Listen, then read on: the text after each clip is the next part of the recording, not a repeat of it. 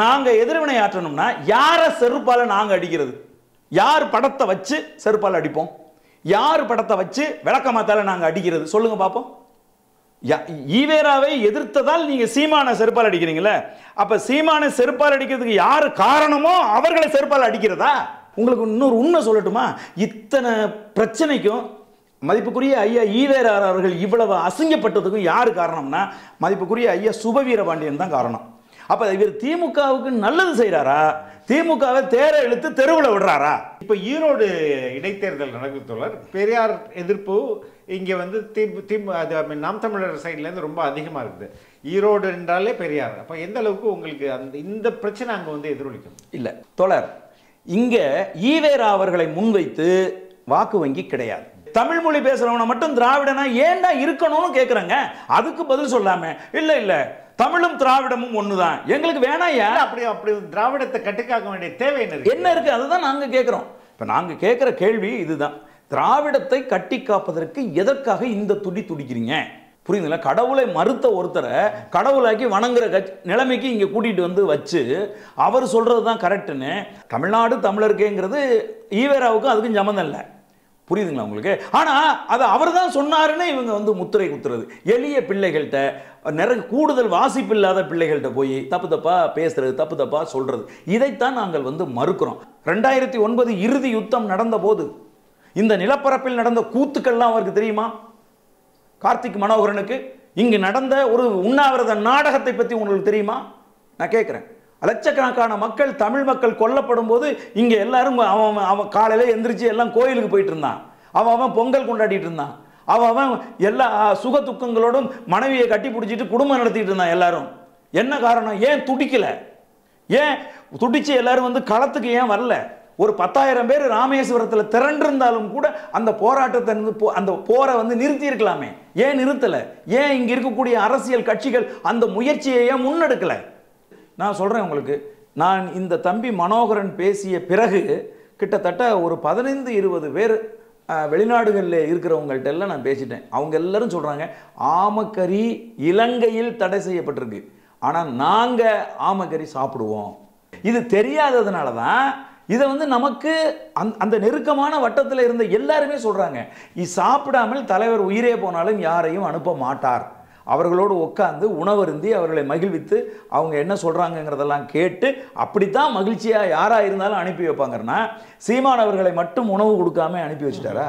இவர் சொல்றாரு ஏதோ ஒரு டாக்குமெண்ட்ரி எடுக்கிறதுக்கு ஒரு குழு போச்சு, அந்த குழுவில் இவரும் இருக்கார். அப்போ உங்களுக்கு கிளாரிட்டியே அது என்னன்னு தெரியல. சொல்லிக் கொடுத்தவங்களும் முறையாக சொல்லிக் கொடுக்கல. அதனால இது வந்து சொல்லிக் கொடுத்தவங்களுக்கு தெரிஞ்சாலும் நீ இப்படி சொல்லிப்பா அப்படிதான், அப்பதான் வந்து அதோடைய வேகம் கம்மியா இருக்கும் அப்படின்னு சொல்லி. ஆமா, நீங்க வந்து சீமானவர்களை வீழ்த்துவதற்கு லட்சம் காரணங்கள் திராவிட சிந்தனையாளர்களிடம், திராவிட அரசியல்வாதிகளிடம் இருக்கும். அந்த லட்சம் காரணங்களை பயன்படுத்தி நீங்க சீமானை வீழ்த்துவதற்கு முயற்சி செய்யுங்க. புரியுதுங்களா? சொந்த இனத்துக்குள் பகையை உருவாக்கி எங்களை ஒருத்தரை அடிச்சுக்கிற வைக்கிறது இருக்கு பாருங்க, அதை நிறுத்துங்கிறோம். அதுதான் அங்க அந்த நாம் தமிழருக்குள்ளே பெரிய குழப்பத்தை ஏற்படுத்துது. இப்ப பெரியார் எதிர்ப்புனால அங்கேருந்து நாம் தமிழர் கட்சியில இருந்து கொத்து கொத்தா வந்து இங்க வந்து திமுக சேர்றாங்க. அது 3000 பேர் கிட்ட நேற்று ஒரே நாள்ல சேர்ந்திருக்காங்க. அவர் தாங்க சொல்றாரு, உங்களுக்கு முரண்பாடு இருந்துச்சுன்னா இங்க இருக்காதீங்க, என்னோட உடன்பாடு இல்லை அப்படின்னா இங்க இருக்காதீங்க. ஒருத்தர் வந்து சொல்றாரு கூட்டணியே வைக்க மாட்டேங்கிறாரு இவரு அப்படின்னு சொல்றாரு. அப்ப அவர் முரண்படுறாருல. அப்ப சீமானவர்கள் கூட்டணி வைப்பார், அதன் மூலமா நம்ம எம்எல்ஏ ஆகலாம், அதன் மூலம் நம்ம எம்பி ஆகலாம்னு ஒரு கனவு ஒருத்தருக்கு இருந்துச்சுன்னா அது முரண்படுதுன்னா நீங்க போயிருங்க, யாரு கூட்டணி வைப்பாங்களோ அவங்களோட போய் சேர்ந்துக்குங்க அப்படின்னு சீமானவர்களே தான் சொல்றாங்க. அப்ப இங்க கொஸ்டினே இல்லையே. RS பாரதி அவர்கள் இவ்வளவு பெரிய ஒரு வரலாற்று பொய்யை, ஒரு வரலாற்று இழுக்கை பொது மேடையில கொஞ்சம் கூட கூச்சம் இல்லாம, கொஞ்சம் கூட வெக்கம் இல்லாம பொது மேடையில் பேசியிருக்கார் அப்படின்னு சொன்னா, தேசிய தலைவர் குறித்த விஷயத்திலேயே இவ்வளவு பெரிய அயோக்கியத்தனத்தை RS பாரதி அவர்கள் செய்திருக்கார்கள் அப்படின்னு சொன்னா அதற்கு ஒரே ஒரு நோக்கம்தான், சீமானவர்களை வீழ்த்த வேண்டும். இதுதான் அவருடைய நோக்கம். அப்படின்னா இந்த படத்தை நான் தான் டிசைன் பண்ணேன் அப்படின்னு சொன்னது எப்படி உண்மையா இருக்கும்? ரொம்ப குழந்தைத்தனமா இருக்குது. இதே இந்த கார்த்திக் மனோகரன் கேள்வியை கேட்கும்போது அவர் வந்து கோபமா அவன் கிடக்குறான் பிக்காளி பைய விடுங்க அப்படின்ட்டு அவர் போறாரு. இந்த கிடக்கிறான் பிக்காளி பய அப்படிங்கிறது தமிழகத்தில், அதுவும் தென் தமிழகத்தில் இந்த மதுரை பக்கத்தில் இருக்கிற ஒரு கலோக்கியலான யதார்த்தமான ஒரு வார்த்தை. புரியுதுங்களா உங்களுக்கு? அப்போ இன்னைக்கு இதுக்காக என்ன செஞ்சுருக்காங்க நம்ம தம்பிங்கன்னா, எந்தெந்த படத்துல எல்லாம் வடிவேலு போடா பிக்காளி பயல, அவன் கிடக்கிறான் பிக்காளி பய அப்படின்னு எந்தெந்த இடத்துல எல்லாம் சொல்லியிருக்காருன்னு தேடி கண்டுபிடிச்சி வெட்டி விதவிதமாக போட்டுக்கிட்டு இருக்காங்க. புரியுதா உங்களுக்கு? இதை ஒரு ஊடகம் என்ன செய்யுது, அதில் வந்து பீப் போடுவதன் மூலமாக அவர் ஒரு தவறான வார்த்தையை பயன்படுத்துகிறாரு அப்படிங்கிறது மாதிரியான ஒரு பின்பத்தை உருவாக்குறாங்க. நான் உங்களை கேட்குறேன், நீங்கள் ஒரு ஊடகவியலாளர் தானே, இது ஊடக அறமா? இல்லை. அப்போ இந்த ஊடக அறமற்ற செயலை செய்கிற ஊடகம் எது? வணக்கம் தோழர். வணக்கம் தோழர். கடந்த ஒரு 10 நாளாவே சீமான் தான் ஒரே ஒரு பக்கம் போராட்டம், ஒரு பக்கம் பிரியாணி விருந்து, அதுக்கப்புறம் பல்வேறு ப்ரெஸ் மீட்டு, மாதிரி பரபரப்பாக இயங்கிட்டு இருக்கு. இதற்கு இடையில வந்து 2-3 விஷயங்கள் ரொம்ப முக்கியமானதாக நடந்திருக்கு. அதில் வந்து குறிப்பாக சொல்லப்போனால் பிரபாகரனுடைய அண்ணன் பையன் கார்த்திக் அவர் என்ன சொல்கிறாருன்னா, அந்த புகைப்படம் வந்து அவர் புகைப்படம் எடுத்திருப்பாரு, ஆனால் அந்த புகைப்படம் வந்து அவருக்கு வந்து சேர்ந்திருக்காது. அதனால இங்கே வந்து ஒரு மார்ஃபிங் பண்ணி ஒரு படத்தை ரெடி பண்ணியிருக்காரு அப்படின்ற ஒரு குற்றச்சாட்டு. அந்த பையனுடைய பேட்டி நியூஸ் 18ல் வந்து அது பேட்டி, அதை பற்றியும் கொஞ்சம் பேச வேண்டியிருக்குது. அதுக்கடுத்தது பார்த்தீங்கன்னா, நேற்று அறிவாலயத்தில் ஒரு 3000 பேர் நாத்தாக்காலேருந்து நாத்தாக்கா டு திமுக அப்படின்ட்டு போட்டு அப்படி ஒரு பக்கம் ஒரு விஷயங்கள் நடக்குது. அதில் ஒரு பையன் சொல்கிறான், நான் வந்து 2 லட்சம் சீமான் என்னை ஏமாற்றிட்டாரு, நான் போய் கேட்டதுக்கு எனக்கு தரல, நான் விஷம் குடிச்சு தற்கொலைகள்லாம் பண்ணுறதுக்கு முயற்சித்தேன் அப்படின்னு சொல்கிறாங்க ஒருத்தங்க. அவருடைய பாணியில் சொல்கிறேன், திராவிடத்தை வீழ்த்துவதற்கு வாய்ப்பில்லை ராஜா அப்படின்றாங்க. இன்னொரு பக்கம் இது ஒரு பக்கம் நடக்கும்போது ஆர்எஸ் பாரதி வந்து 1980களில் குறிப்பாக 82, 83ல் சைதாப்பேட்டை நீதிமன்றத்தில் பெயில், நாங்கள் தான் பிரபாகரனுக்கு பெயில் எடுத்து அவர் சிறைக்கு போகாமல் நான் தான் போய் பெயில் எடுத்தேன் அப்படின்ற மாதிரி அவர் சொல்கிறாரு. கலைஞர் மு கருணாநிதி எக்காரணத்தை முன்னிட்டும் பிரபாகரன் ஜெயிலுக்கு போயிடக்கூடாது, நீ தான் போய் எல்லாத்தையும் பண்ணணும், அப்போ சைதாப்பேட் கோர்ட் பார் அசோசியேஷனுடைய தலைவராக நான் இருந்தேன், அதனால் போயிட்டு அதெல்லாம் பண்ணி கொடுத்தேன் அப்படின்றாரு. இது மாதிரி பல்வேறு விவாதங்கள் பிரபாகரனை ஒட்டியும் சீமானை ஒட்டியும் நடந்துகிட்டு இருக்கு. இதெல்லாம் ஒட்டுமொத்தமாக உங்களுக்கு சேர்த்து பேசணுன்ட்டு தான் நான் நினச்சேன். அதை விட இன்னொன்னையும் சேர்த்து பேசணும், ஒரு பீப் போட்டு பீப் விஷயத்தையும் பேசணும். ஆமாம், will start from the interview. தோழர், இந்த பையனோட இன்டர்வியூ வந்து பார்த்திங்கன்னா, அவருக்கு நான் அவரை மரியாதையோடு விழிக்க வேண்டியிருக்கு. அதுக்கு காரணம் வந்து தேசிய தலைவரோட அண்ணன் பையன், கூடன் பிறந்த அண்ணனோட பையன் அப்படிங்கிற ஒரே காரணத்துக்காக அவருக்கு நம்ம மரியாதை கொடுக்குறோம். அந்த ஒரு தகுதி தவிர அவருக்கும் விடுதலை இயக்கத்துக்கும் எந்த சம்பந்தமும் கிடையாது. புரியுதுங்களா? நான் அவரை கேட்குறேன், நீங்கள் ஏதேனும் ஒரு களத்துக்கு வந்து நின்றுருக்கீங்களா? இத்தனை வயசாகுதுல உங்களுக்கு, வெளிநாட்டில் படித்து வெளிநாட்டில் பிறந்து படித்து அங்கே வளர்ந்த எத்தனையோ பிள்ளைகள் என் நாட்டின் விடுதலைக்காக நான் வரணும் அப்படின்னு சொல்லி வந்து இயக்கத்தில் சேர்ந்து தங்களுடைய இன்னுயிரை நாட்டுக்காக கொடுத்துருக்கார்கள். அதுபோல் நீங்கள் என்னைக்காவது வந்து கொடுத்துருக்கிறீங்களா? ரைட். அவருக்கு சீமானை எதிர்க்க வேண்டிய தேவை என்ன? அது எதுக்கு போய் சொல்லணும்? அதுதான் நான் சொல்கிறேன். என்னென்னா, சீமானவர்களை எதிர்ப்பதற்கு தேசிய தலைவரினுடைய சொந்த பந்தங்களை கொண்டுகிட்டு வர்றதுக்கு இது ஒன்றும் திராவிட வாரிசு அரசியல் கிடையாது. புரியுதுங்களா? தன்னுடைய வாரிசுகளையே அவர் அப்படி முன்னிறுத்தினவர் கிடையாது தேசிய தலைவர். புரியுதுங்களா? தன்னுடைய பிள்ளைகளை களத்தில் நிறுத்தி போராடிய ஒருத்தர் அவர். புரியுதுங்களா? நீங்கள் அப்போல்லாம் எங்கே போயிருந்தீங்க? நான் இப்போ வந்து அவரை வந்து நான் வந்து என்னென்ன சில கேள்விகளை மட்டும் நான் எழுப்ப விரும்புகிறேன். நீங்கள் எங்கே போயிருந்தீங்க?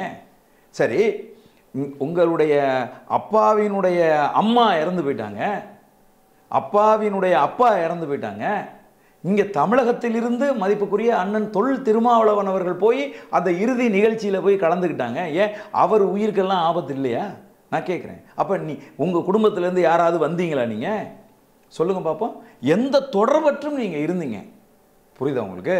தேவையில்லாமல் நீங்கள் இயக்கத்தினுடைய செயல்பாட்டுக்குள் நுழையக்கூடாது என்று எச்சரிக்கப்பட்டவர்கள் நீங்கள். இன்றைக்கு வந்து அந்த கடிதங்கள் எல்லாம் மணிவண்ணன் அவர்கள் கையெழுத்து போட்ட அந்த கடிதங்கள் எல்லாம் இணையதளங்களில் உலாவிட்டு இருக்கு. புரியுதுங்களா? அதனால் எதுக்குங்கிறேன். இப்போ அவருடைய பேட்டியை முன்னுக்கு பின் முரணாவே இருக்கு. ஆமா, ஆமக்கறி சாப்பிட மாட்டாரு, சாப்பிடுவாங்க, சாப்பிட்ற பழக்கம் இல்லை அப்படின்றாரு. திடீர்னு ஆமக்கறி அந்த ஊர்ல சாப்பிடுவாங்க அப்படின்றாரு. இங்க பாருங்க, உடும்புகறி சாப்பிடுறது இல்லைன்றாரு. இல்ல நான் உங்களுக்கு சொல்றேன், பிரபாகரன் குடும்பத்தோட அவர் சீமான் தொடர்பிலே இருந்தது இல்லை அப்படின்றாரு. அதுக்கப்புறம் வந்து மதிவதனுடைய அக்கா மற்றும் அண்ணன் கூட சீமான் ரொம்ப நெருக்கம் அப்படின்றாரு. ஸோ அது பார்த்தாலே ஒரு குற்றம் மாதிரி இருக்குல்ல. அதுதான் நான் சொல்றேங்க. அவர் வந்து இந்த திராவிட இயக்கங்களால் பயன்படுத்தப்பட்டிருக்கிறார். மூளைச்சலவை செஞ்சு நீ இதெல்லாம் இப்படியெல்லாம் பேசணும் அப்படின்னு சொல்லி கொண்டு வரப்பட்ட ஒருத்தர். அவர் எப்போ வெளியில் வந்தார், எப்போ அவர் இருக்கிறது தெரியும்? துவாரகா அப்படின்னு ஒரு போலி பின்பத்தை கட்டமைச்சு ஒரு வசூல் கும்பல் அந்த வேலையை செய்தபோது அது எங்களுடைய தேசிய தலைவரினுடைய மகள் இல்லை, அவங்க வந்து மரணிச்சிட்டாங்க அப்படிங்கிறத சொல்கிறதுக்காக தந்தி டிவியில் ஒரு நேர்காணல் கொடுத்தவர் தான் இந்த தம்பி கார்த்திக் மனோகரன். புரியுதுங்க உங்களுக்கு? அவர் இப்போ நான் என்ன கேட்குறேன்னா, இங்கே சென்னையில் எத்தனையோ முக்கியமான ஈழ போராளிகள் இருக்காங்க, ஈழம் குறித்து சிந்திக்கிற சிந்தனையாளர்கள் இருக்காங்க, ஈழத்துக்கான ஊடகவியலாளர்கள் இன்னைக்கு வரைக்கும் ஊடகத்தில் இயங்கிட்டு இருக்கவங்கெல்லாம் இருக்காங்க. அவங்கெல்லாம் யாரும் இங்கே இருக்கிற அரசியலில் தலையிட மாட்டாங்க. இதை முதல்ல கார்த்திக் மனோகரன் அவர்கள் புரிந்து கொள்ள வேண்டும். புரியுதுங்களா? இங்கே இருக்கிற அரசியல் தலையிடுறதுக்கு அவங்களுக்கு அவசியம் இல்லை. அவங்க நாட்டு அரசியல், அவங்களுடைய தேச விடுதலைக்காக தான் அவங்கெல்லாம் பேசுவாங்க. அப்படின்னு சொன்னால் நீங்கள் தேவையில்லாமல் வந்து இங்கே வந்து நான் சொல்கிறேன் உங்களுக்கு, நான் இந்த தம்பி மனோகரன் பேசிய பிறகு கிட்டத்தட்ட ஒரு 15-20 பேர் வெளிநாடுகளில் இருக்கிறவங்கள்ட்ட எல்லாம் நான் பேசிட்டேன். அவங்க எல்லாரும் சொல்கிறாங்க ஆமக்கறி இலங்கையில் தடை செய்யப்பட்டிருக்கு, ஆனால் நாங்கள் ஆமக்கறி சாப்பிடுவோம். புரியுதுங்களா? இயக்கத்தில் ஆமக்கறி என்பது மிகவும் எளிமையாக எல்லாருக்கும் சமைச்சு கொடுக்க. இங்கே பாருங்கள், காட்டுக்குள்ளே இருக்காங்க அந்த போராளிகள், காட்டுக்குள் கிடைக்கிற எதை வேணாலும் சாப்பிடுவாங்க, அது சமைத்து கொடுக்கப்படும். இப்போ மதிப்புக்குரிய ஐயா வைகோ வந்து சொல்லியிருக்காங்க, எனக்கு அன்றைக்கு மான் கறி சமைச்சு கொடுத்தாங்க அப்படிங்கிறாங்க. அப்போ இது போன்று அங்கே என்ன கொடுத்தாங்களோ அதைத்தானே சொல்ல முடியும், ரொம்ப இயல்பான ஒன்று. அப்புறம் இவருக்கு அதெல்லாம் எதுவுமே தெரியாதுங்க, இவருக்கு எந்த தொடர்பும் இல்லை. நான் கேட்குறேன், எத்தனை பேர் அந்த தேசிய தலைவருக்காக உயிரை கொடுத்துருக்காங்க, எத்தனை பேர் வெடித்து செத்துருக்காங்க, எத்தனை பேர் மாவீரர் ஆகியிருக்காங்க. அப்பெல்லாம் நீங்கள் எங்கே தம்பி போயிருந்தீங்க? நீங்கள் இளைஞர் தானே, வந்து இணைச்சிக்கிட்டு நாட்டுக்காக போராடி இருக்கலாமே. நீங்கள் எங்கே உட்கார்ந்துருந்தீங்க? நீங்கள் ரைட்டு, அதை விடுங்க. இப்போ தலைவர் இருந்த சூழல் என்பது மிக நெருக்கடியான போர் சூழலில் அவர் இருந்தார். அதனால் சீமானவர்கள் சந்தித்து அளவலாவி இருக்க முடியாது அப்படின்னு அவர் சொல்கிறார். இப்போ நான் சொல்கிறேங்க, தலைவரை சந்திக்க முடியாதுங்க. எளிமையாக அங்கே போன எல்லாரும் அவரை சந்திக்கலைங்க. சரி, ஒரு சில முக்கியமானவர்களை அவர் சந்திக்கிறதுக்கு நேரம் கொடுத்தாருன்னா அதுக்குன்னு சில புரோட்டோக்கால் இருக்குது. ஓகே, அவர் தான் வந்து எனக்கு சொல்கிறாங்க, அவங்க ஒருத்தர் வந்தார் அப்படின்னா அவர் போய் கீழே குனிஞ்சு அந்த கார் கதவை திறந்து விட்டு அவங்கள வணக்கம் சொல்லி அவங்கள வரவேற்கிறதுலேருந்து தொடங்குமா அது. ஓகே, அதை அவர் தவறவே மாட்டாராம். ஒருத்தவங்க தன்னை சந்திக்க வர போகிறாங்கன்னா வெளியில் காத்துக்கிட்டே இருப்பாராம். அவங்க அந்த நேரம் சரியாக வந்து அவங்க இறங்கும்போது போய் கார் கதவை திறந்து விட்டு வணக்கம் சொல்லுவாராம். வணக்கம் சொல்லி கூட்டிகிட்டு போவார். கூட்டிகிட்டு போனோடனே முதல்ல எடுத்த உடனே ஃபோட்டோ எடுப்பாங்க. ஒரு ஃபோட்டோ எடுக்கிறதுக்கு ஒரு ஆள் எப்போவுமே கூட இருப்பாங்க. எப்படின்னா, இப்போ அண்ணன் தொல் திருமாவளவன் கூட மதிப்புக்குரிய தம்பி இமயம் எப்போவுமே கூடவே இருப்பார், ஃபோட்டோ எடுப்பார். இப்போ அண்ணன் சீமான் அவர்கள் கூட தம்பி தாசன் அவர்கள் எப்போவுமே கூட இருப்பாங்க. அது மாதிரி கலைஞர் கருணாநிதி கூட ஒருத்தர் ஆமாம், அந்த மாதிரி அவர் கூட இருப்பாங்களாம். அவங்க ஃபோட்டோ எடுத்து முடித்த உடனே அவர்களோடு உட்காந்து அவங்க வந்ததனுடைய நோக்கம், அவங்க சொல்ல விரும்புகிற விஷயம், சந்திக்க ஏன் விரும்பினாங்க, இந்த விஷயங்கள் எல்லாம் உட்காந்து குறைஞ்சது ஒரு 20 நிமிஷம் 25 நிமிஷம் உட்காந்து அவங்களோட அளவலாக பேசுவார். அதுக்குள்ளே அவருக்கு வந்து இப்போ ஒருத்தர் விஐபி வரப்போகிறாங்க அப்படின்னு சொன்னால் அவங்க சாப்பிட்றதுக்கான உணவுகள் தயாராக இருக்கும். இதுவரைக்கும் தலைவரை சந்தித்து விட்டு சாப்பிடாமல் இதுவரைக்கும் யாருமே போனது கிடையாது. அந்த அந்த அந்த புரோட்டோக்காலே வரவேற்பது, புகைப்படம் எடுப்பது, ஏன் என்ன ஏதுன்னு உட்காந்து பேசுவது, உணவருந்துவது, அவர்களை அனுப்பி வைப்பது. இது வந்து தம்பி மனோகரனுக்கு தெரியுமா? புரியுதா உங்களுக்கு? இது தெரியாததுனால தான் இதை வந்து நமக்கு அந்த நெருக்கமான வட்டத்தில் இருந்த எல்லாருமே சொல்கிறாங்க, இது சாப்பிடாமல் தலைவர் உயிரே போனாலும் யாரையும் அனுப்ப மாட்டார் அவர்களோடு உட்கார்ந்து உணவருந்தி அவர்களை மகிழ்வித்து அவங்க என்ன சொல்கிறாங்கங்கிறதெல்லாம் கேட்டு அப்படித்தான் மகிழ்ச்சியாக யாராக இருந்தாலும் அனுப்பி வைப்பாங்கன்னா சீமான் அவர்களை மட்டும் உணவு கொடுக்காம அனுப்பி வச்சுட்டாரா? இல்லை, நீங்கள் யோசிச்சு பாருங்களேன் எப்படி இருக்குது அப்படின்னு சொல்லி. சீமானவர்கள் கிட்டத்தட்ட ஒரு 22 நாளோ 25 நாளோ அந்த நிலப்பரப்பில் இருந்திருக்கிறாரு. புரியுதுங்களா? அங்கே இப்போ அவர் சொல்கிறார் இவர் ஏதோ டாக்குமெண்ட்ரி எடுக்க போனாருன்னு. அதுவே உங்களுக்கு இன்னும் முறையாக கிளாரிட்டியாக தெரியல சீமானவர்கள் ஏன் போனாங்க அப்படின்னு. அங்கே தொடங்கப்பட்ட ஒரு திரைப்படம் அது. அந்த திரைப்படத்தை எல்லாளன் திரைப்படத்தை தொடங்கி வைக்கிறதுக்காக ஒரு திரைப்பட இயக்குனராக அங்கே போகிறாரு. ஏன் சரி, எத்தனையோ பேர் இருக்கும்போது சீமானவர்களை ஏன் தலைவர் தேர்ந்தெடுத்தார் அப்படின்னு கேட்டால் அவருடைய தம்பி திரைப்படம். தம்பி திரைப்படத்தை தலைவர் பார்க்குறாரு. பார்க்க அவருக்கு ரொம்ப பிடிச்சி போகுது. அப்போ எல்லாரும் சொல்கிறாங்க உங்கள் நினைவாகத்தான் அவர் தம்பின்னு பேர் வச்சுருக்காரு. ஏன்னா தேசிய தலைவரை வந்து தம்பின்னு கூப்பிடுவாங்க எல்லாரும் அப்படின்னு சொன்னதும் இதையெல்லாம் அவர் மைண்டில் வச்சுக்கிட்டு சரி இந்த படத்தினுடைய துவக்க விழாவுக்கு அந்த தம்பி சீமானை அழைச்சிட்டு வாங்க அப்படின்னு சொல்லி அவர் இங்கேருந்து போகிறார். போய் கிளாப் அடித்து அந்த படத்தை வந்து அவர் வந்து தொடங்கி வைக்கிறார். அதுக்காகத்தான் அவர் அழைத்து செல்லப்படுறார். புரியுதுங்களா உங்களுக்கு? இவர் சொல்கிறாரு ஏதோ ஒரு டாக்குமெண்ட்ரி எடுக்கிறதுக்கு ஒரு குழு போச்சு, அந்த குழுவில் இவரும் இருக்கார். அப்போ உங்களுக்கு கிளாரிட்டியாக அது என்னன்னு தெரியல. சொல்லிக் கொடுத்தவங்களும் முறையாக சொல்லிக் கொடுக்கல. அதனால் இது வந்து சொல்லிக் கொடுத்தவங்களுக்கு தெரிஞ்சாலும் நீ இப்படி சொல்லிப்பா அப்படிதான், அப்போ தான் வந்து அதோடைய வேகம் கம்மியாக இருக்கும் அப்படின்னு சொல்லி. ஆமாம், இங்கே வந்து சீமானவர்களை வீழ்த்துவதற்கு லட்சம் காரணங்கள் திராவிட சிந்தனையாளர்களிடம் திராவிட அரசியல்வாதிகளிடம் இருக்கும். அந்த லட்சம் காரணங்களை பயன்படுத்தி நீங்கள் சீமானை வீழ்த்துவதற்கு முயற்சி செய்யுங்க. புரியுதுங்களா? சொந்த இனத்துக்குள் பகையை உருவாக்கி எங்களை ஒருத்தரை அடிச்சுக்கிற வைக்கிறதுக்கு பாருங்க, அதை நிறுத்துங்கிறோம். நீங்கள் விஜயலட்சுமியை கொண்டுட்டு வாங்க, வீரலட்சுமியை கொண்டு வாங்க, எப்படியாவது கொண்டு வந்து நீங்கள் வந்து சீமானை வீழ்த்துறதுக்கு நீங்கள் முயற்சி பண்ணுங்க. என்ன செய்வீங்க? அதிகபட்சமாக பெண்களை கொண்டு வருவீங்க. இல்லை அப்படின்னா கொள்ளை அடிச்சுட்டான், திரள் நிதி வாங்கிட்டான் அப்படின்னு ஈழத்தமிழர்கள்ட்டேருந்து பணம் வாங்கிட்டான் அப்படின்னு தானே நீங்கள் குற்றஞ்சாட்டுவீங்க. அந்த குற்றச்சாட்டுகளை நீங்கள் தொடர்ச்சி வைங்க. சீமானவர்கள் மீது என்ன குற்றச்சாட்டை வேணாலும் வைங்க. ஆனால் எங்கள் சொந்த ரத்தங்களுக்குள் தவறான கருத்தியலை புகுத்தி எங்களை மோத வைக்காதீங்க அப்படிங்கிறது தான் இந்த மனோகரன் அவர்களுக்கும். இந்த மனோகரன் அவர்களை கையில் எடுத்து திராவிட சிந்தனையை புகுத்தி அவரை சீமானவர்களை எதிர்க்க வைக்கிறார் இல்லையா, அதுக்கும் நான் சொல்லிக்கிற கருத்து.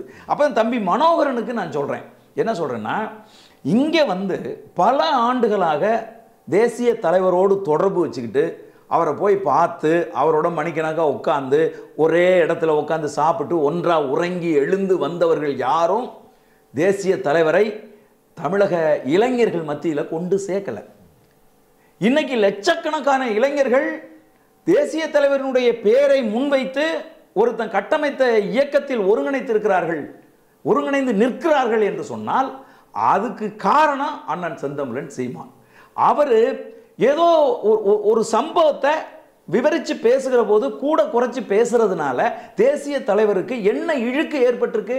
அல்லது ஈழ விடுதலை போராட்டத்தை அது பின்னுக்கு இழுக்குதா? நான் கேட்குறேன். அவருக்கு தேவை இருக்கிறது. தேசிய தலைவர் என்ன காரணங்களுக்காக தன்னை இந்த பணிக்கு அனுப்பியிருக்கிறார் என்று அவர் பேச வேண்டியிருக்கு. யாரும் செய்யாத இந்த பெரும் வேலையை அவர் செய்ய வேண்டியிருக்கு. இந்த தம்பிக்கு தெரியுமா 2009 இறுதி யுத்தம் நடந்த போது இந்த நிலப்பரப்பில் நடந்த கூத்துக்கள்லாம் அவருக்கு தெரியுமா? கார்த்திக் மனோகரனுக்கு இங்கு நடந்த ஒரு உண்ணாவிரத நாடகத்தை பற்றி உங்களுக்கு தெரியுமா?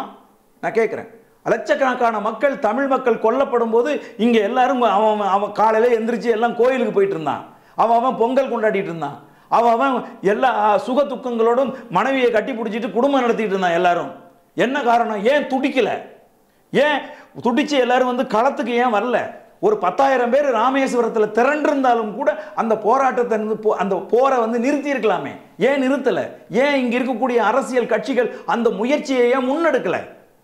புரியுதா உங்களுக்கு? அந்த கேள்விகள் எழுந்த போதுதான் செந்தமிழன் சீமான் இங்கே தமிழர்களா திராவிடர்களா என்கிற குழப்பம் இங்கே வந்து தொடர்ந்து நீடிக்குது.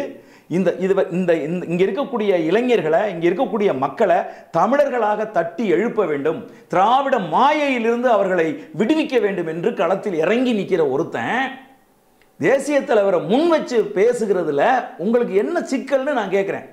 இது என்ன வாரிசு அரசியல்? இதுதான் அங்க அந்த நாம் தமிழருக்குள்ளே பெரிய குழப்பத்தை ஏற்படுத்துது.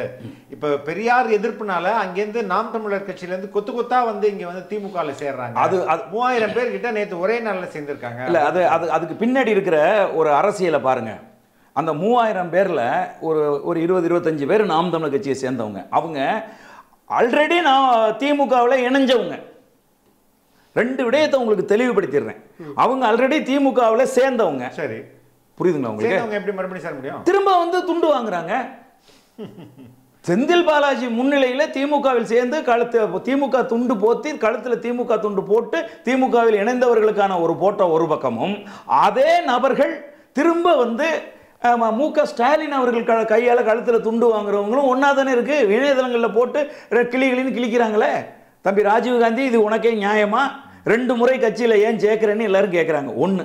இன்னொரு பக்கம் ஊடகங்கள் அந்த 3000 பேரில் பல பேரை வந்து அவங்க நேர்காணல் செஞ்சுருக்காங்க. அந்த 3000 பேரில் இருந்த பல பெண்கள், நான் 9 வருஷமாக திமுகவில் இருக்கேங்குது ஒரு அம்மா. சரி, எதுக்கு இந்த நிகழ்ச்சிக்கு வந்தீங்கன்னா, நிகழ்ச்சிக்கு எதுக்கு வந்தீங்க? தலைவர் பேசுகிறாரு, மீட்டிங் இருக்குது, வாங்கன்னு கூப்பிட்டாங்க, நாங்கள் வந்தோங்கிறாங்க. அந்த 3000 பேரில் பாதி பேர் திமுக காரர்கள் தான்.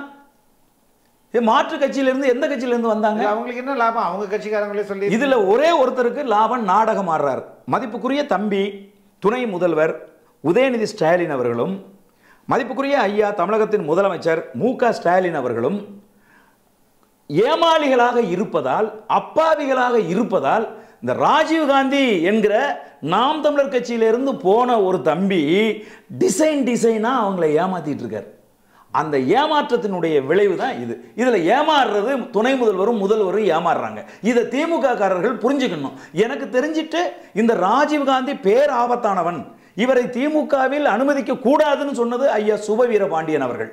இப்ப நான் சொல்றேன், ஐயா சுபவீர பாண்டியன் அவர்களை, நீங்கள் சொன்னது 100% உண்மை.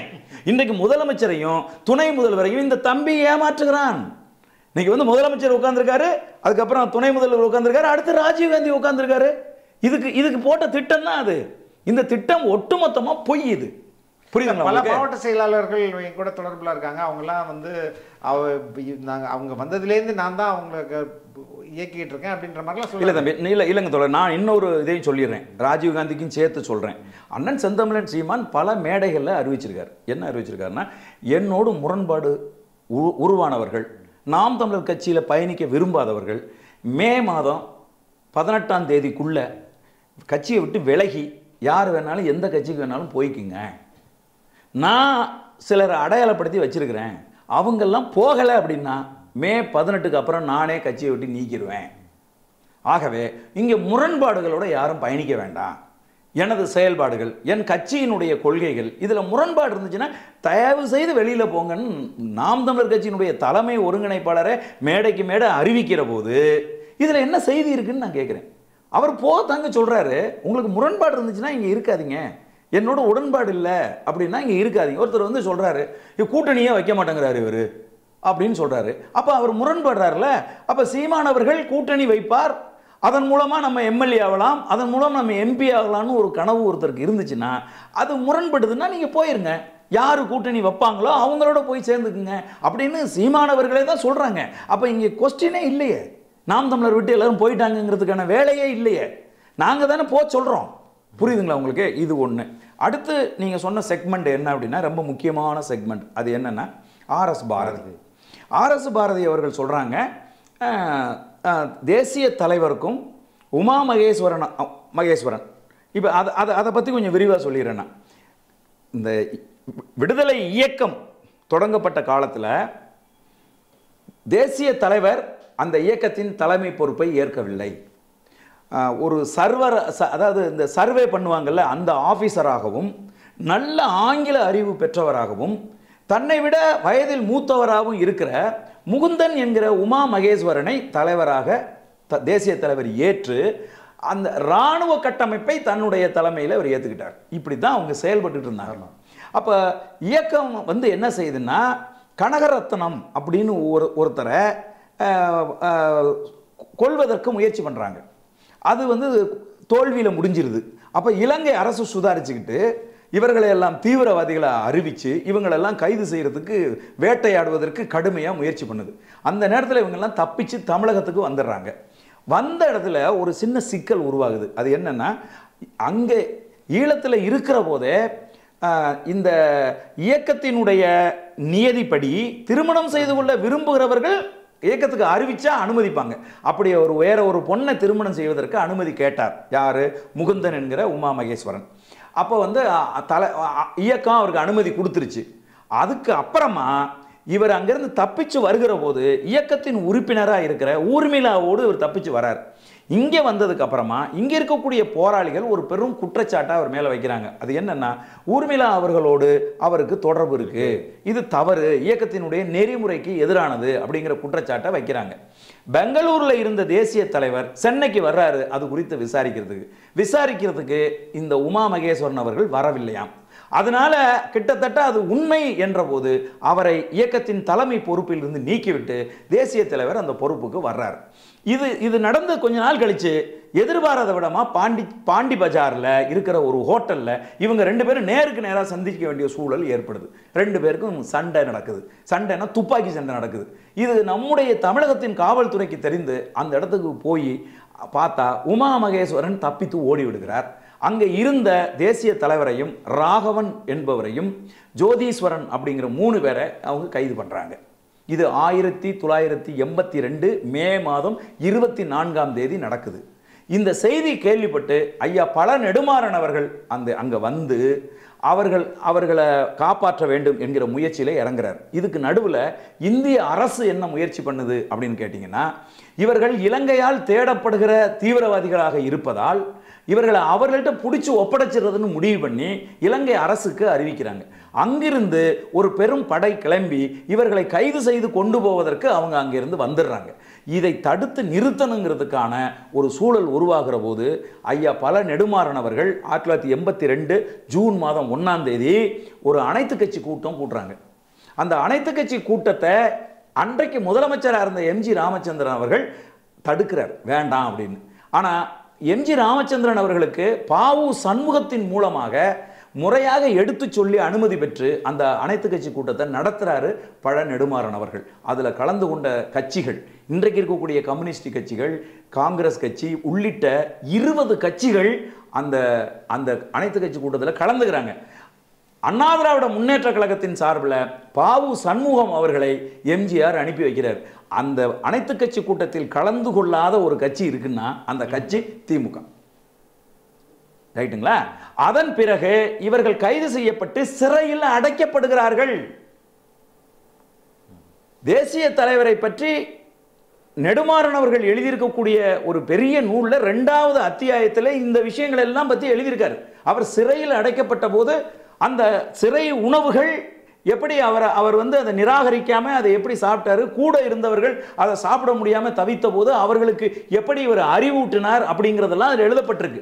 இப்ப மதிப்புக்குரிய ஐயா RS பாரதி சொல்றாங்க, சிறைக்குள் போக விடாமல் தடுத்து நான் அவருக்கு பெயில் எடுத்தேங்கிறாங்க. அப்ப இது எவ்வளவு பெரிய அயோக்கியத்தனமான பொய் யோசிங்க. அப்ப சிறைக்குள் போனது உண்மை. சிறையில் இருக்கிற அவரை வெளியில எடுக்கிறதுக்கு இவங்க ஐயா பழ நெடுமாறன் ஒரு சீனியர் லாயரை வைக்கிறாங்க. ஜூனியர் லாயரா சின்ன பையனா அவர்களை எப்படியாவது அவர்களுக்கு பெயில் வாங்கி வரணும் அப்படின்னு சொல்லி கடுமையாக ஓடி ஓடி உழைத்தது ஐயா வழக்கறிஞர் KS ராதாகிருஷ்ணன்.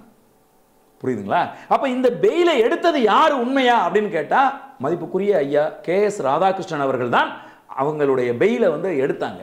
அந்த அந்த வழக்கு எண் அவர் சொல்றாரு. KS ராதாகிருஷ்ணன் அவர்களிடம் நான் பேசினேன். அந்த வழக்கு எண் SC2/1983. அதற்கான எல்லா பேப்பரும் என்கிட்ட இருக்குங்கிறார் அவர். அந்த வழக்கு சம்பந்தமா நான் அலைந்து கொண்டிருந்த போது உடன் இருந்தவர்கள் எல்லாம் இன்னும் உயிரோடு இருக்காங்க. தராசு சியாம் உயிரோடு இருக்காரு. விகடன் ராவ் இன்னும் உயிரோடு இருக்காரு. ஐயா தினமணி வைத்தியநாதன் இருக்காரு. இந்த வழக்கில் சம்பந்தப்பட்டிருந்த கைது செய்யப்பட்டு சிறைக்குள் இருந்த ராகவன் வெளிநாட்டில் இன்னைக்கு உயிரோடு இருக்காரு. அந்த வழக்கை நான் நடத்தி கொண்டிருந்த போது ஓடி ஓடி உழைத்து கொண்டிருந்த போது அன்றைக்கு காவல்துறை அதிகாரிகளாக இருந்தவங்க எல்லாம் ரிட்டையர்ட் ஆகி இன்னும் உயிரோட தான் இருக்காங்க.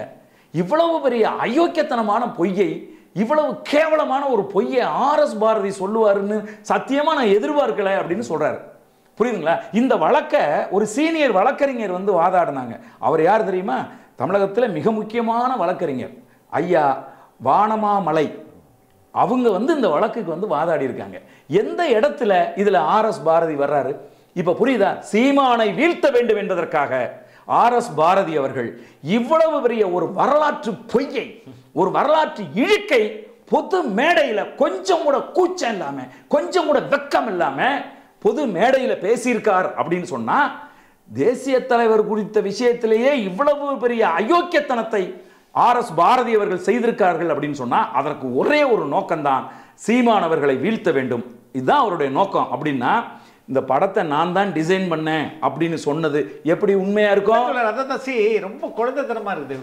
இப்போ the so called senior leaders, ideologies, கொள்கைவாதிகள், அரசியல்வாதிகள், கொள்கைவாதிகள், கொள்கைக்காக அறம் சார்ந்து இயங்குகிறவர்கள் அப்படின்னு சொல்ற எல்லாருமே, நான் வந்து பேசிக்காக நீங்களும் ஒரு திரைத்துறையில் தான் இருக்கீங்க, நானும் வீடியோ ரிலேட்டடாக தான் இருக்கேன். அப்போ ஒரு புகைப்படமோ ஒரு வீடியோவோ உண்மையாக பொய்யா நம்மளால் ஈஸியாக கண்டுபிடிச்சிட முடியும். ஆமாம், ஓகே. அந்த புகைப்படங்கள்லாம் உண்மை, அது பார்க்கும்போதே தெரியுது, கிளீனாக தெரியுது. இல்லை எடிட்டட் வெர்ஷனே கிடையாது. எவ்வளோ பெரிய எடிட்டட் வெர்ஷன் இருந்தாலும் அதை வந்து வி கேன் ஃபைண்ட் அவுட். ஆமாம், ஓகே. அப்படியே அது வந்து ஒரு எடிட்டட் வெர்ஷன் கிடையாது. சீமான் போனார், ஃபோட்டோ எடுத்தாங்கன்னு அவங்க அந்த பிரபாகரனோட அண்ணன் பையனே ஒத்துக்கிறாரு, அது மாதிரி பலரும் ஒத்துக்கிறாங்க. அப்படி இந்த புகைப்படத்தை வச்சு இது மாதிரி பொய் சொல்லணும்னு அவசியம் ஒன்று என்ன இருக்குது? ரெண்டாவது, சீமான் தன்னுடைய தாயை ரொம்ப தரக்குறைவாக திட்டுவார் அப்படிலாம் வந்து அப்படி ஒரு கேம்பெயின் போய் சொல்றாங்க. அதுதான் இது எப்படி முடியுது உண்மை? ஏன்னா இவங்க எல்லாம் சொல்பவர்கள் யாருமே, அவங்களுக்கு என்னன்னா, இங்க பாருங்க, 60 ஆண்டு காலமா இந்த நிலப்பரப்பில் இருக்கக்கூடிய மக்களை ஒரே ஒரு பொய்யை சொல்லி ஏமாத்திருக்காங்க. அது என்னன்னா திராவிடம். அந்த பொய்யை சொல்ல வச்சது யாரு அப்படின்னு கேட்டீங்கன்னா அவர்களுடைய பிதாமகன் ஈவேரா. இப்போ இந்த திராவிடத்தை வீழ்த்தணும் அப்படின்னு சொன்னா அவர்களுடைய பிதாமகனா இருக்கிற ஆணி வேரா இருக்கிற ஈவேராவை வீழ்த்த வேண்டும் என்று சொல்லி செந்தமிழன் சீமான் அவர்கள் மிக நேரடியா இறங்கி அடிக்க ஆரம்பிச்சிட்டார். இந்த ஈவேராவினுடைய பின்பம் சுக்களா செதஞ்சு போகுது. புரியுதா உங்களுக்கு? இவர் ஒன்றும் முதன்னு இந்த நிலப்பரப்பில் சாதி எதிர்ப்பு பேசலை. இவர் ஒன்றும் கடவுள் மறுப்பை பேசின முதல் ஆள் கிடையாது. சமூக நீதி பேசின முதல் ஆள் இவர் கிடையாதுங்க. இதற்கு முன்னாடியே பட் அவர் பேசினார், அதற்காக உழைத்தார் அப்படின்றத அதை நீங்க மறுக்க முடியாதுல்ல. இல்லைங்க, நான் அதை மறுக்கவே இல்லை. ஆனால் இவர் தான் எல்லாம் செஞ்சாரு, இவர் தான் எல்லாரையும் படிக்க வச்சாரு, இவர் இல்லைன்னா நான் படிச்சிருக்க மாட்டேன், இவர் இல்லைன்னா களஞ்சியம் இங்கே உட்காந்து பேச முடியாது அப்படின்னு சொல்றதை நாங்கள் ஏற்க மறுக்கிறோம். என்ன காரணம்னு கேட்டிங்கன்னா, இங்கே வந்து பார்த்தீங்கன்னா அயோத்திதாச பண்டிதரை யார் படிக்க வச்சது? அவர் வந்து ஒரு பட்டியல் சமூகத்து ஆள் தான். புரியுதுங்களா? யார்? இரட்டமலை சீனிவாசனை யார் படிக்க வச்சது? இல்லை பிரிட்டிஷ் கோர்ட்டில் வந்து அவர் வந்து டைப்பிஸ்டாக இருந்த ஒரு ஆள். எப்படி யார் அவரை படிக்க வச்சது? புரட்சியாளர் அம்பேத்கரை வந்து இவர் போய் படிக்க வச்சாரா? நான் கேட்குறேன். தமிழ்நாட்டில் பெரியார் அவர்கள் படிக்க வைக்கிறதுக்கு முன்னாடி இங்கே யாருமே படிக்கலையா? என்ன சொல்ல வராங்க? ரிசர்வேஷனுக்கு அடிநாதமாக இருந்தார் அப்படின்ற தோழர், அதுவுமே நாங்கள் ஏற்க மறுக்கிறோம் தோழர். புரியுதா உங்களுக்கு? அதற்காக உழைத்தவர்கள் வேற. எல்லாமே தப்பா தன்னகப்படுத்திக்கிறது, எல்லாத்தையும் ஸ்டாம்பிங் பண்ணிக்கிறது. யாரோ சொல்ற கருத்தெல்லாம் தன் கருத்தா. தமிழ்நாடு தமிழருக்கேங்கிறது ஈவேராவுக்கும் அதுக்கும் சம்மந்தம் இல்லை. புரியுதுங்களா உங்களுக்கு? ஆனா அதை அவர் தான் சொன்னாருன்னு இவங்க வந்து முத்திரை குத்துறது. எளிய பிள்ளைகள்கிட்ட, நிறைய கூடுதல் வாசிப்பு இல்லாத பிள்ளைகள்கிட்ட போய் தப்பா பேசுறது, தப்பா சொல்றது, இதைத்தான் நாங்கள் வந்து மறுக்கிறோம். அதே மாதிரி அவர் பெண்கள் குறித்த விஷயங்கள், சாதியம் குறித்த விஷயங்கள் 4 பேரை ஒழிக்காம இந்த சமூகம் உருப்படாது அப்படிங்கிறார். ஒன்று வந்து பிராமணர்கள், ரைட்டு, துலுக்கன் இஸ்லாமியர்கள், 3வது கிறித்துவர்கள், 4வது நம்மிலும் கீழானவர்கள். யார் நம்மிலும் கீழானவர்கள்? பட்டியல் சமூகத்தை சேர்ந்தவங்க தானே. இவர்கள் தங்களை சூத்திரர்கள் என்கிறார்கள். சூத்திரருக்கு கீழே உள்ளவர்கள் பட்டியல் சமூகம் தானே. அப்ப இந்த மாதிரி பேசின ஒருத்தர் எப்படி சாதி ஒழிப்புக்காக போராடுவாரு? இப்ப சாதியை ஒழிச்சிட்டீங்களா நீங்க?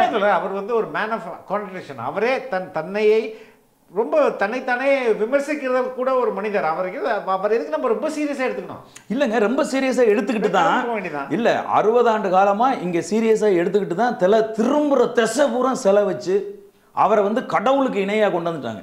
புரியுதுங்களா? கடவுளை மறுத்த ஒருத்தரை கடவுளாக்கி வணங்குற நிலைமைக்கு இங்கே கூட்டிகிட்டு வந்து வச்சு அவர் சொல்கிறது தான் கரெக்டுன்னு. இப்போ உலகம் பூரா தேசிய இனம் மரபினம்னு 2 இருக்குது தோழர். மரபினம் உடற்கூறியலை கொண்டது, தேசிய இனங்கிறது பேசுகிற மொழியை கொண்டது. அப்போ மராட்டி பேசுகிறவன் மராட்டியன்னா, தமிழ் பேசுகிறவன் தமிழன் தானே. ஏன் நீ திராவிடன்னு சொல்கிற? அது எங்களுக்கு வேணாங்கிறோம், அதையே புரிஞ்சிக்க மாட்டேங்கிற. அதை வந்து ஈவேரா சொன்னாருங்கிறதுக்காக சொல்றியா எங்க மேல? இந்த தலைமுறை பிள்ளைகள் எழுந்து வந்து சொல்றோம் எங்களுக்கு திராவிடம் வேண்டாம், நாங்க தமிழர்கள் அப்படின்னு சொல்றோம். ரைட்டுப்பா, நீங்க தமிழ் மொழி பேசுறீங்க, நீங்க தமிழர்கள் தான் யாராவது ஒருத்தரை ஒத்துக்க சொல்லுங்க.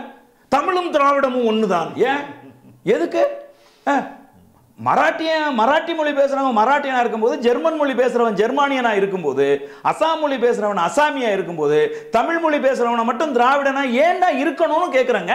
அதுக்கு பதில் சொல்லாம இல்ல தமிழும் திராவிடமும் ஒண்ணுதான், எங்களுக்கு வேணாயா. அப்படி திராவிடத்தை கட்டிக்காக்க வேண்டிய தேவை என்ன இருக்கு? அதுதான் நாங்க கேட்கிறோம். இப்ப நாங்க கேட்கிற கேள்வி இதுதான். திராவிடத்தை கட்டி காப்பதற்கு எதற்காக இந்த துடிக்கிறீங்க? புரியுதா உங்களுக்கு? மேடை போட்டு பேசுறீங்க, மேடை போட்டு சீமானவர்களை எவ்வளவு ஒருமையில் பேச முடியுமோ அவ்வளவு பேசுறீங்க. ஐயா சுபவீரபாண்டியன் உட்கார்ந்துருக்கிற மேடையில் பையங்க, சின்ன சின்ன பையங்களை விட்டு கீழ்த்தரமா மோசமா விமர்சிச்சு பேசுறாங்க, உட்கார்ந்து ரசிச்சுக்கிட்டு இருக்காரு.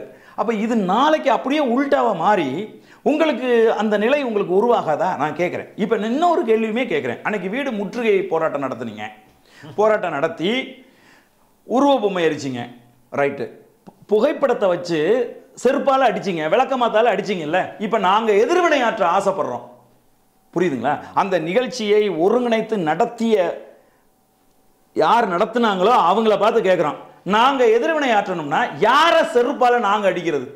யார் படத்தை வச்சு செருப்பால அடிப்போம்? யார் படத்தை வச்சு விளக்கமாத்தால நாங்க அடிக்கிறது? சொல்லுங்க பாப்போம். ஈவேராவை எதிர்த்ததால் நீங்க சீமான செருப்பால் அடிக்கிறீங்களே, அப்ப சீமான செருப்பால் அடிக்கிறதுக்கு யாரு காரணமோ அவர்களை செருப்பால் அடிக்கிறதா? அவரை விளக்கமாத்தால அடிக்கிறதா? மூளை இருந்தா யோசிப்பீங்கல்ல. நாளைக்கு இதுக்கு எதிராக அவன் போராட்டத்தை கட்டமைச்சான்னா அதே வேலையை அவங்க செய்வாங்களே, அது இழுக்கா போயிருமே, அது கேவலமா போயிருமே அப்படின்னு நீங்க யோசிக்கலையா? உங்களுக்கு இன்னொரு உண்மை சொல்லட்டுமா? இத்தனை பிரச்சனைக்கும் மதிப்புக்குரிய ஐயா ஈவேரார் அவர்கள் இவ்வளவு அசிங்கப்பட்டதுக்கும் யாரு காரணம்னா மதிப்புக்குரிய ஐயா சுபவீரபாண்டியன் தான் காரணம். காரணம் என்னன்னா, சீமானண்ணன் வளமையா பேசுறது மாதிரி பேசிட்டு இருக்காரு, அவர் தொடர்ந்து பேசிட்டு இருக்காரு. அதை அப்படியே கடந்து போயிருந்தா ஒரு பிரச்சனையுமே இல்லை. அதை நான் சீமானை கண்டிக்கிறேன் அப்படிங்கிற பேர்ல ஒரு பொதுக்கூட்டத்தை போட்டு அந்த பொதுக்கூட்ட மேடையில் ஏறி கண்ணா பின்னான்னு மிக மோசமான வார்த்தைகளை பயன்படுத்தி ஒருமையில் ஒரு அரசியல் கட்சி தலைவரை மேடை போட்டு திட்டின முதல் ஆளு ஐயா சுபவீரபாண்டியன் அவர்கள் தான். அவர் அன்னைக்கு மேடை போட்டு திட்டினதுனால தான் நாம் தமிழர் கட்சி தம்பிகள் அதற்கு பதில் சொல்றதுக்கு களத்துக்கு வந்தாங்க. அண்ணன் செந்தமிழன் சீமான் அவர்கள் இன்னும் வேகமாக ஈவேராவை தாக்கினார். அதனால ஏற்பட்ட விளைவுகள் தான் இன்னைக்கு இவ்வளோ பெருசா வெடிச்சு வருது. அப்போ இந்த பிரச்சனைக்கு யாரு காரணம்? மதிப்புக்குரிய ஐயா சுபவீரபாண்டியன் காரணம். அப்போ திராவிட சிந்தனையாளர்கள் கண்டிக்க வேண்டியதும் போய் அறிவுரை சொல்ல வேண்டியதும் யாருக்கு அப்படின்னு கேட்டீங்கன்னா, இக்னோர் அப்படின்னு ஒரு வார்த்தை இருக்குயா, நமக்கு உடன்பாடு இல்லைன்னா அதை இக்னோர் பண்ணிட்டு போகணும்யா அப்படிங்கிறத சொல்லிக் கொடுக்க வேண்டிய ஆள் யாருன்னா முதியவர் அந்த சுபவீரபாண்டியன் அவர்களுக்கு சொல்லிக் கொடுக்கணும். முதன்னு சீமானை எதுக்குறது தான் நம்ம வேலை அப்படின்னு திமுகவை தூண்டி விட்டதும் அவர் தான். நான் இன்னைக்கு நம்ம எதிரி யாருன்னு கண்டுபிடிச்சிட்டேன், அந்த எதிரியை நான் இன்னைக்கு அடையாளப்படுத்த போறேன், இதுக்கு மேலேயும் நம்ம எதிரியை அடையாளப்படுத்தாமல் இருக்கக்கூடாது, சீமான் தான் நம் எதிரி அப்படின்னு சொன்னதும் சுபவீரபாண்டியன் தான். அப்ப இவர் திமுகவுக்கு நல்லது செய்யறாரா, திமுகவை தேர இழுத்து தெருவில் விடுறாரா? நீங்க நல்லா யோசிங்க. நாங்கள் இன்றைக்கு குற்றம் சாட்ட வேண்டிய தேவையும் அவசியமும் எங்களுக்கு இருக்கிறது. திராவிட முன்னேற்ற கழகத்தை, ஈவேராவை அவர்களை, திமுக ஈவேராவை என்ன தோழர் பண்றாங்க? அவரோட எந்த கொள்கையும் ஃபாலோ பண்றது இல்ல, அவங்க ஃபாலோ பண்றது இல்லைங்க தோழர். இந்த எங்க ஐயா சொல்றது மாதிரி இந்த அறிவாலய ஒட்டு திண்ணை அவரை முன் வச்சு திமுகவை தேரெழுத்து தெருவில் விட்டார். இன்றைக்கு திமுகவும் நாம் தமிழருக்கான மோதலை உருவாக்கி விட்டார். யாரு காரணம்? இவர் ஐயா தான் காரணம். இல்லைன்னு அவர் மறுக்க சொல்லுங்க. அவர் தனியா போய் வீட்டில் படுத்துக்கிட்டு மூக்கு மேல வரல வச்சுட்டு யோசிக்க சொல்லுங்க, என்னத்துக்கு இந்த வேலையெல்லாம் நம்ம செய்யறோம்? இதை செஞ்சதுனால தானே இவ்வளவு பெரிய பிரச்சனைகள் வருது. நம்ம இக்னோர் பண்ணிட்டு போயிருந்தா நாங்க எத்தனையோ பிரச்சனைகளை இக்னோர் பண்ணிட்டு தான் போறோம். புரியுதா உங்களுக்கு? நாங்கள் சின்னவர்களாக இருந்தாலும் பல விஷயங்களை இதை தொட்டோம்னா இது பெருசாகவும், இதை தொடக்கூடாதுன்னு நாங்கள் இக்னோர் பண்ணிட்டு போறோம். எங்க அண்ணன் கூப்பிட்டு சொல்லிட்டு தான் இருக்காரு. புரியுதா நாங்கள் சொல்றது? அதனால இன்றைக்கு இருக்கக்கூடிய இந்த சிக்கல்களுக்கு நாங்கள் பொறுப்பல்ல. நாங்கள் ஒரு தேசிய இனத்தினுடைய விடுதலைக்காக நாங்கள் போராடுகிறோம். எங்கள் தேசிய இனம் தமிழ் தேசிய இனம். எங்கள் தமிழ் தேசிய இனத்தை கடந்த 60 ஆண்டு காலமாக நீங்கள் திராவிட தேசிய இனம்னு இல்லாத ஒன்றை நீங்க சொல்லிட்டே இருக்கிறீங்க. அதை நாங்கள் ஏற்க மாட்டோம். ஆகவே நாங்கள் அரசியல் களத்தில் நாங்கள் தமிழ் தேசிய அரசியலை, தமிழ் தேசிய இனத்தினுடைய பெரும் தலைவனாக இருக்கிற எங்களுடைய தேசிய தலைவரை முன்வைத்து நாங்கள் போராடுகிறோம். இது அவர்களுக்கெல்லாம் பிடிக்கவில்லை. இதனால அவங்க என்ன செய்யறாங்கன்னா வேற வேற ஆட்களை கொண்டுட்டு எங்களை வீழ்த்த நினைக்கிறாங்க. இப்ப பாருங்க, பிரான்ஸ்ல ரெண்டாவது தடவையா அங்க இருக்கக்கூடிய பெருமதிப்புக்குரிய செழியன் அவர்கள், மதிப்புக்குரிய செங்குட்டுவன் அவர்கள், இவங்க 2 பேருடைய ஒருங்கிணைப்புல இந்த துவாரகாவை கொண்டுகிட்டு வந்து வசூல் வேட்டையில இறங்குறதுக்கான திட்டங்கள் எல்லாம் பண்ணிட்டு இருக்காங்க. நாடு நாடா கூட்டிட்டு போறாங்க. கூட்டிட்டு போய் இது தலைவரோட மகள், இது உயிரோடு இருக்கு, இதுக்கு நிதி கொடுங்க அப்படின்னு சொல்லி நிதி வசூல் பண்ற வேலையை அவங்க செஞ்சிட்டு இருக்காங்க. அப்ப உண்மையா இந்த கார்த்திக் மனோகரன் போன்றவர்கள் உண்மையா ஈழத்தமிழர் பிரச்சனையில் அக்கறை உள்ளவங்க அப்படின்னு சொன்னா, தன்னுடைய தலைவரனுடைய மகளின் பெயரை பிழையா பயன்படுத்தி ஒரு கும்பல், புரியுதுங்களா, பணம் சம்பாதிக்குது உலகம் பூரா. அதுலேயும் குறிப்பாக யாருடைய பெயர் அடிபடுதுன்னா, அந்நியார் மதிவதினி அவர்களினுடைய சகோதரியினுடைய பெயர் அடிபடுது.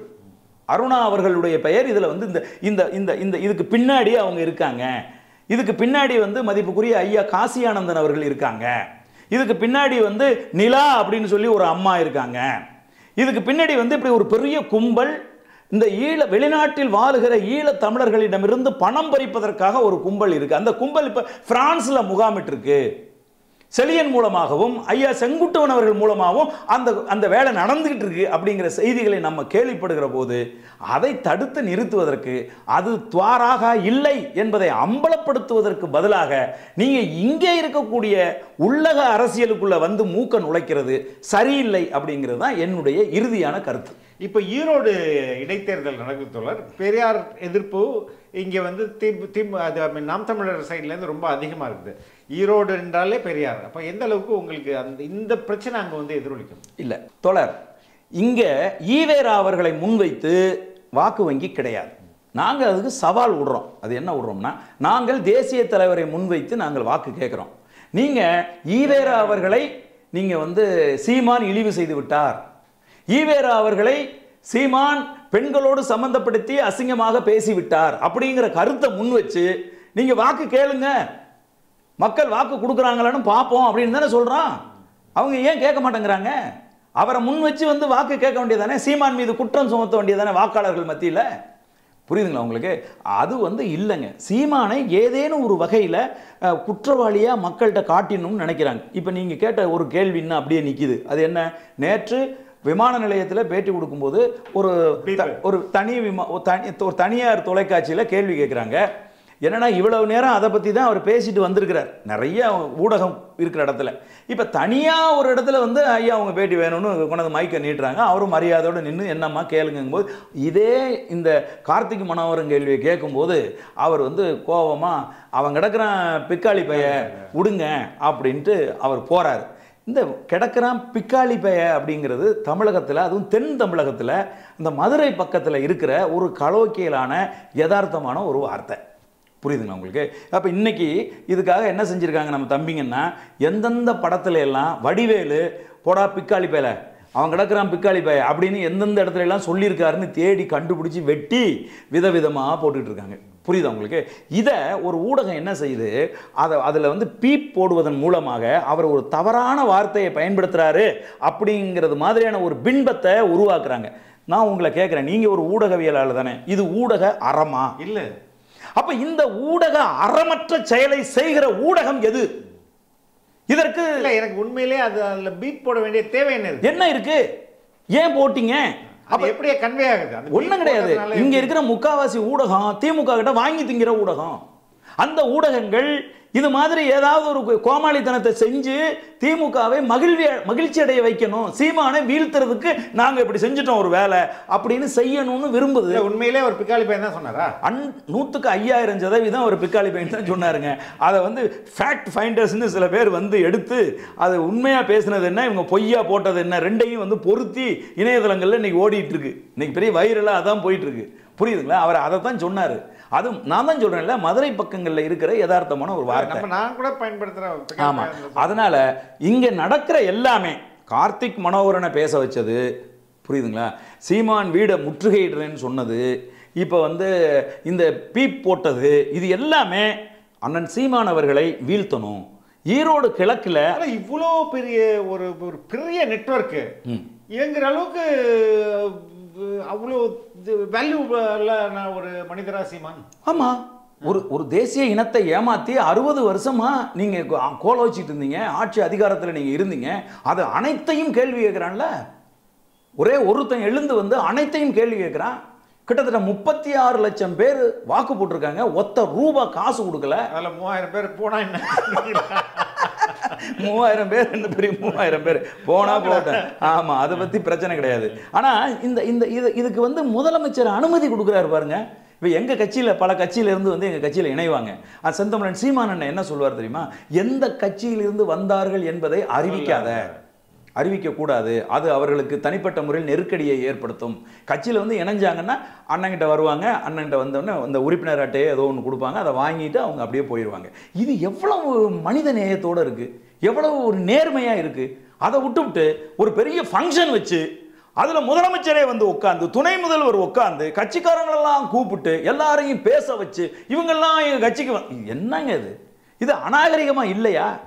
இப்படி தான் வந்து ஏன் உங்களுக்கு அந்த தேவை உங்களுக்கு இருக்கா? திமுகவுக்கு 60 வருஷமா இங்கே வந்து 5-6 நார்மலாகவே எலெக்ஷன் நெருங்கிச்சுன்னா இதை நம்ம பார்க்க முடியும் தோழர். ஒவ்வொரு ஆண்டும், ஒவ்வொரு 5 ஆண்டுகளுக்கும் இல்லை ஒவ்வொரு 2000 ஆண்டுகளுக்கும் எப்பெல்லாம் தேர்தல் நெருங்குதோ அப்போல்லாம் அதிமுகவிலிருந்து 500 பேர், தேமுதிகவிலேருந்து 2000 பேர், காங்கிரஸ்லேருந்து இப்படின்றது எல்லா ஏடிஎம்கேல நடக்கும், டிஎம்கேல இப்போ நான் என்ன எல்லா கட்சியிலையும் நடக்கும். இல்லை, இப்போ நான் என்ன கேட்குறேன்னா, இந்த 3000 பேர் வந்தால் தான் திமுக வெற்றியடை வைக்க போகிறாங்களா? அப்போ என்ன செய்யணும்? திமுக 3000 பேர் இணைகிறாங்கன்னா ரைட்டு, ஓகே, யாராவது மாவட்ட பொறுப்பாளர் யாராவது ஒருத்தரை வச்சு இணைச்சிங்கப்பா அப்படின்ட்டு போகிறது தானே வந்து நியாயம். எதுக்கு இப்போ முதலமைச்சர் போய் உட்காந்துக்கிட்டு நேரம் செலவிட்டு உட்காந்து அவர் 3000 பேரை இணைச்சி என்னது? அப்போ சீமானை பார்த்தா நடுங்கிறாங்க. சீமானை பார்த்தால் அவர்கள் நம்மை இவன் அடியோடு வேரோடும் வேரடி மண்ணோடு வீழ்த்தி விடுவான். நல்லா நீங்கள் யோசிச்சு பாருங்கங்க. 1949 பேரறிஞர் அண்ணா அவர்கள் ராபின்சன் பூங்காவில் இந்த கட்சியை ஆரம்பித்த போது அன்னைக்கு ஆளுங்கட்சியாக இருந்தது காங்கிரஸ், எதிர்கட்சியாக இருந்தது கம்யூனிஸ்ட். அன்னைக்கு இருந்த காங்கிரஸ் கட்சி கனவு கண்டிருக்குமா இந்த பையங்க வந்து ஒரு 15-16 வருஷத்தில் ஆட்சி அதிகாரத்துக்கு வருவாங்கன்னு? அன்றைக்கு அந்த காங்கிரஸ் கட்சிக்காரர்கள் அன்னைக்கு இருந்த திமுக பாய்ஸ், திமுக பையன்களை, இன்னும் ஈவேராவோட வார்த்தையில் சொல்லணும்னா கண்ணீர் துளிகளை எந்த அளவுக்கு நெருக்கடி கொடுத்தாங்க, விரட்டி அடிச்சாங்க. அந்த வரலாற்றெல்லாம் நீங்க புரட்டி பார்க்க மாட்டீங்களா? மதிப்புக்குரிய ஐயா சுபவீரபாண்டியன் அவர்களுக்கு இந்த வரலாறுலாம் தெரியாதா? அவர் வந்து எச்சரிக்கை கொடுக்க மாட்டாரா? டேய், 49ல் இப்படி தாண்டா நம்மளும் வந்தோம், அன்னைக்கு இருந்த காங்கிரஸ் கட்சிக்காரன் நம்மளை இப்படி தாண்டா நெருக்கடி கொடுத்தாங்க, ஆனால் அந்த நெருக்கடியே எங்களுடைய வளர்ச்சிக்கு காரணமாகி நம்ம ஆட்சி அதிகாரத்துக்கு வந்து காங்கிரஸை தூக்கி வீசணும், இன்னைக்கு வரைக்கும் காங்கிரஸ் எந்திரிக்க முடியாமல் கிடக்கு. அதே மாதிரியான வரலாற்று சூழல் இன்றைக்கு உருவாகி இருக்கு. நாம் தமிழர் கட்சி வளர்ந்து வருது, அதை திரும்ப நம்ம அடிக்கிறோம், அவன் எழுந்து வர்றான், நம்மளை தூக்கி வீசினான்னா நம்ம ஒரு நூற்றாண்டுக்கு எழுந்திருக்க முடியாமல் போயிடுவோம்டா அப்படின்னு எடுத்து சொல்ல வேண்டிய பொறுப்பும் கடமையும் யாருக்கு இருக்கு? மதிப்புக்குரிய ஐயா சுபவீரபாண்டியன் போன்றவர்களுக்கு இருக்கா இல்லையா? ஆனா அவர் அதையெல்லாம் சிந்திக்க மாட்டேங்கிறாரு, தூண்டி விடுறாரு. நாம் தமிழர் கட்சியை வளர்க்கிறதுல பெரும் பங்களிப்பு யாருக்கு இருக்கு அப்படின்னு நாங்கள் பெருமைப்படுறோம்னா மதிப்புக்குரிய ஐயா சுபவீரபாண்டியன் அவர்களுக்கு இருக்கு. இதை நாங்கள் இனி மேடை தோறும் சொல்ல போறோம், நன்றி சொல்ல போறோம் அவருக்கு.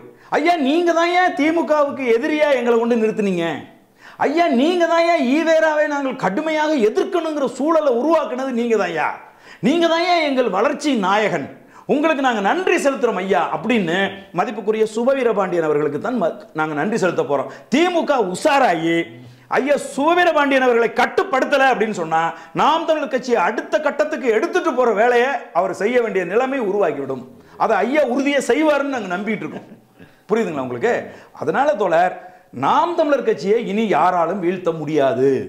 அண்ணன் செந்தமிழன் சீமான் அன்னைக்கு கோவை விமான நிலையத்தில் ஒரு நேர்காணல் பத்திரிகையாளர்களை சந்திச்சு பேசுறார். என்ன ஒரு மெச்சூரிட்டி தெரியுங்களா? என்ன ஒரு அறிவுபூர்வமான ஒரு நேர்காணல் தெரியுமா? அதை கெடுக்கணுங்கிறதுக்காக தான் இந்த பீப்பு போட்டாங்க. புரியுதுங்களா நான் சொல்றது? அதனால திமுகவை வீழ்த்துகிற பெரும் சக்தியாக நாம் தமிழர் கட்சி எழுந்து வருகிறது. அதற்கு எங்களுக்கு உரசி பார்க்கறதுக்கு ஒரு வாய்ப்பு ஈரோடு கிழக்கு வெல்லுவதே எங்கள் இலக்கு. உறுதியாக நாங்கள் வெல்லுவோம். ரொம்ப நன்றி. மிக்க மகிழ்ச்சி தோழர். நன்றி, வணக்கம்.